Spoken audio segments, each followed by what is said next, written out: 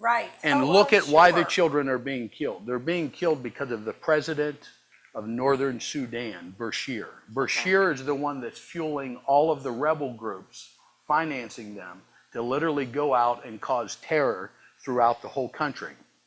But it's even a little deeper than that.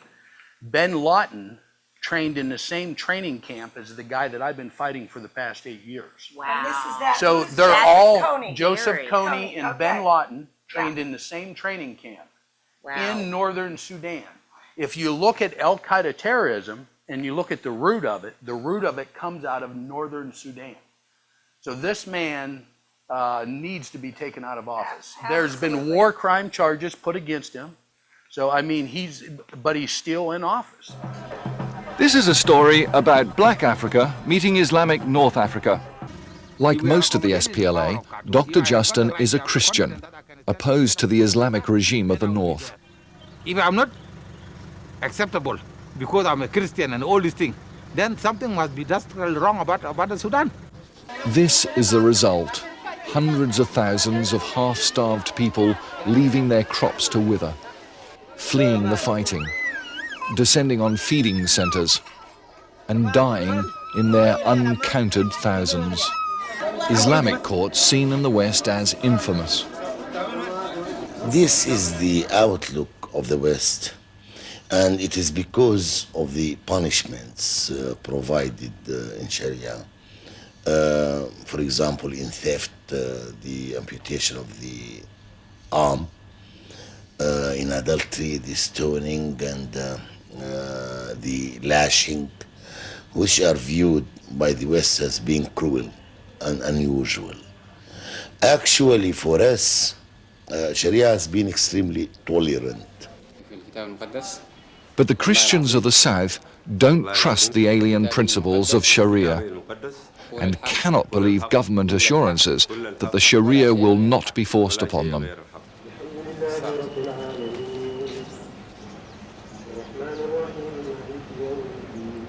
For although Islam preaches forgiveness and tolerance, the Khartoum regime stands accused of utter intolerance. Can you tell me, how do you feel as Minister for Justice in a country that has been slated by organizations like Amnesty International as having the worst human rights records in the world? This does not fit with our character, with our religious beliefs, and with our tolerance. These accusations are the product of the opposition, which is in exile. Well, mostly because they say they're afraid to come back. Yes. But we need to stop this so no more children is going to be shot like this one, or harmed like this one, or raped like the other ones we have here, or arms cut off like our other children. It needs to be stopped. The Quran commands, Allah said, any person who leaves Islam or encourages others to do so should be seized and slain. Allah told Muhammad that all those who opposed his message should be killed, or they should be nailed to a tree with their hands and legs should be cut off. The Quran teaches, when you meet or fight those who disbelieve, strike at their necks till when you have killed and wounded many of them. You're supposed to kill the heretics if they don't believe in the Quran and Allah. The third surah, verse 105 and 106 says, in the great and final day of redemption, only white faces will be saved, all blackened faces will be condemned. This is what they teach, okay? They say, men, marry as many women as you like, 1, 2, 3, or 4. Under Islam, you can have up to 4 wives at a time, and if you want to have temporary marriages, you can get married for 15 minutes. That's pornography is what it is. Okay, it's perverted. Look, I'm not anti-Muslim for the people. I'm anti what they teach. I'm for truth. I'm against error. Even if it's my own mother. If she's 99% right and 1% wrong, I'll praise her for the 99 and say, Mom, you're wrong on the 1. So I'm not anti anybody. I'm anti-error. And what they teach is error. It's not true. Remember, it was the Muslims that bombed Pan Am Flight 103. It was the Muslims that bombed the World Trade Center in 1993. It was the Muslims that bombed the Marine barracks in Lebanon. They bombed military barracks in Saudi Arabia. They bombed the American Embassy in Africa. They bombed the USS Cole. They bombed the Twin Towers, 9/11. This is a danger. You cannot be a good Muslim without wanting to kill everybody else who's not a Muslim. That's what the Quran commands. So get out of that religion and accept Jesus Christ as your Savior. There's an excellent little bitty comic book called The Prophet you can get from our ministry. It's like $2 or something like that, by Jack Chick. He goes through the history of the Muslim church and how they started. Very few people realize it was the Catholics that started Islam. They started the whole religion purposely to try to get the Holy Land back for the Catholics. They built up the Islam, they funded Muhammad, they trained him, they sent a Catholic nun out of the monastery. They said, we want you to come out of your convent, go find a young promising Muslim, marry him, and train him to raise up an army of Arabs to go take back the Holy Land for the Mother Church. Quite an interesting story if you want to read about that. It started to work, but then it failed because Islam got so big, they said, well, forget you Catholics, we're doing what we want.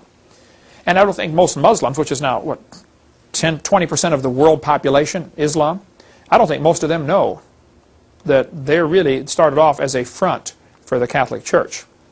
So let's cover just a little bit on Muslims. Ask the Muslims, how do you know, how do you know Muhammad was a prophet? They'll say, well, he had a mole on his back. Holy moly.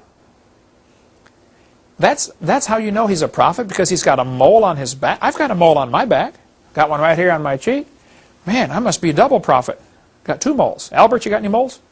Yeah. Wow, bow down and worship Albert, In one of the Muslim verses says, Muhammad asked the question, when I am dead and buried in the ground and go back to dust, is that all? What will happen to me?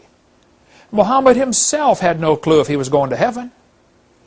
This verse in the Quran says, when he reached the setting of the sun, he found it set in a pond of murky water. Would that be scientifically accurate to say the sun sets in a pond of murky water? No.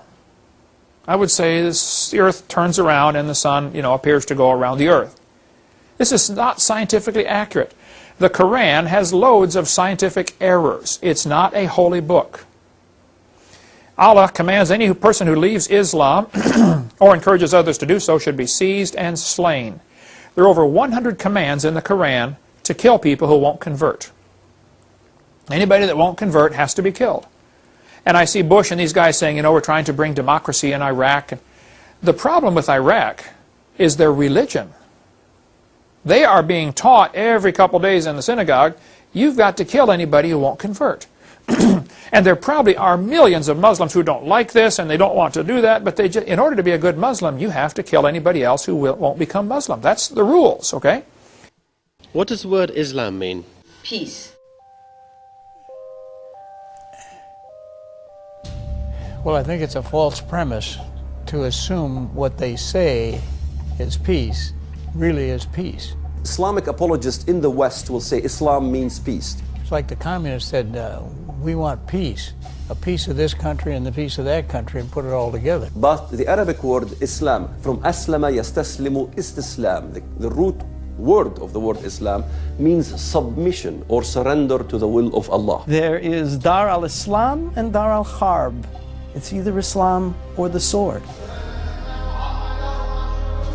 And they will kill Jew or Gentile or anyone who refuses to accept their philosophy.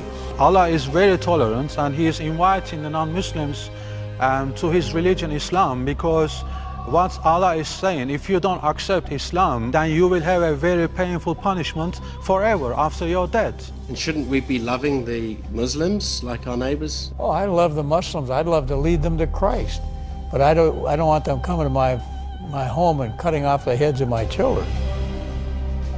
There's not very much at all holy about Muhammad. He was a very evil man. As a matter of fact, I think much of the Quran was inspired by the devil himself.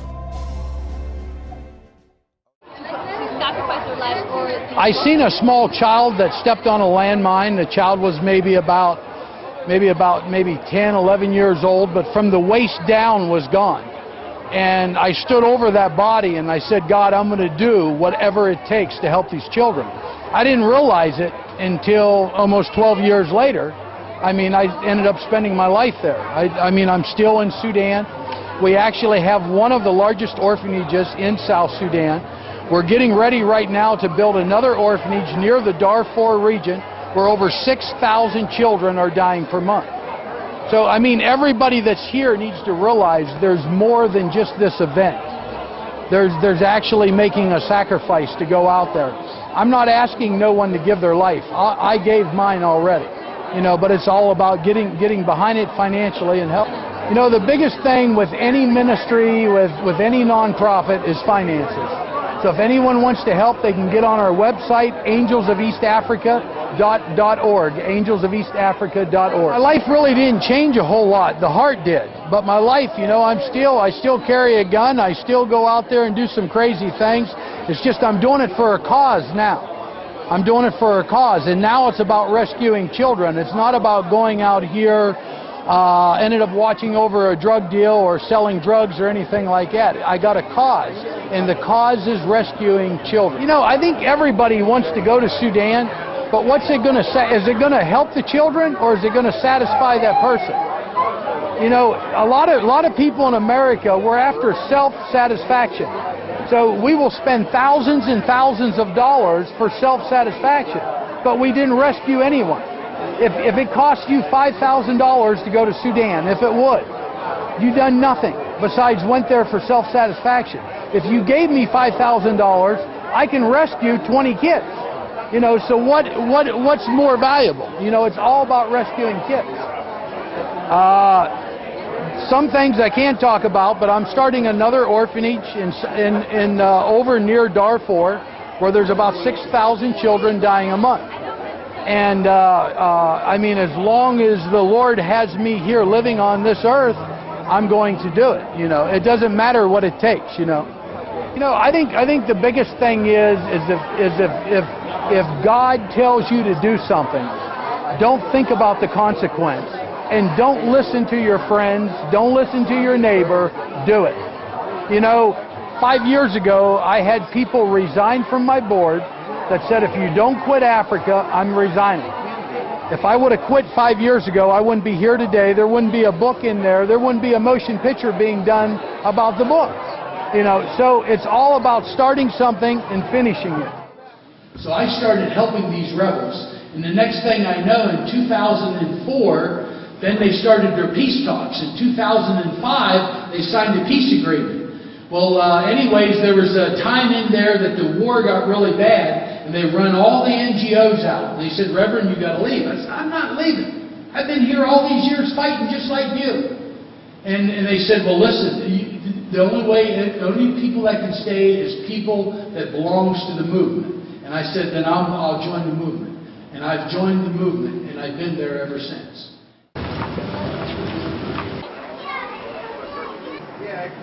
Well, you know, I guess he's fighting a good fight in his own special little way. So I just want to say, keep on, keep it on. Your labor's not in vain, and just stay alive. Well, I'm looking forward to reading this book, because anybody that's out there doing this type of work, I think we need to support them. As Dr. Martin Luther King said, if a man cannot discover a cause on which he can die for, he's not fit to live. And Sam Childers has found a cause, and he's willing to die for it. I love you, Sam. I support you. God bless you.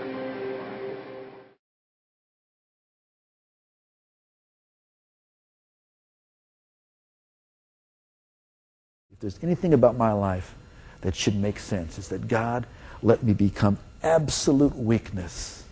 There is not a doctor. I had an atheist doctor tell me that what happened to me was a miracle from God.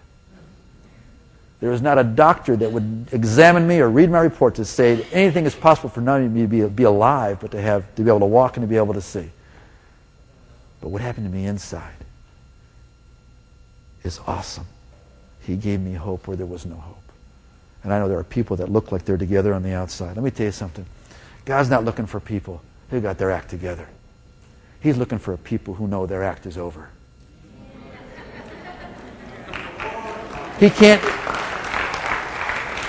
He really can't use people who got it all figured out. He can use people who say, Lord, you'll have to show me. You have to do it through me. But he's chosen to use people to work his will.